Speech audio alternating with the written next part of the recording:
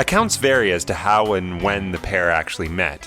Dean Martin gave very few interviews and never wrote an autobiography. Jerry, on the other hand, became quite open about his partner, often contradicting himself. So, for the purpose of this retelling, we'll go with Jerry's version of the events. Or at least one of them. 10 years older than Jerry, Dino was dressed in a camel hair coat, a cigarette hanging just under a near-perfect nose job, which Jerry noticed immediately. He was and would go on to become the epitome of cool. They met, shook hands, talked the business a bit, and went their separate ways. This went on for some time, crossing paths, never sharing the stage. Jerry would arrive in town for a gig just as Dean was leaving, and so on and so forth.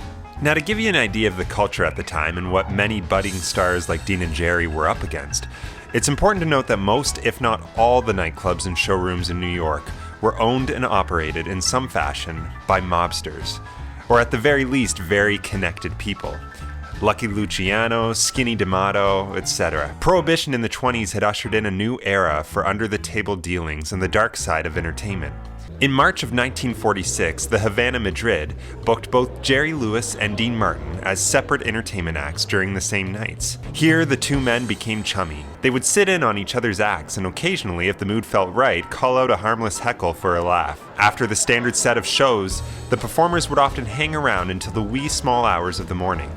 At 2 or 3 a.m. on a Wednesday or Thursday night in New York, these nightclubs were the places to be.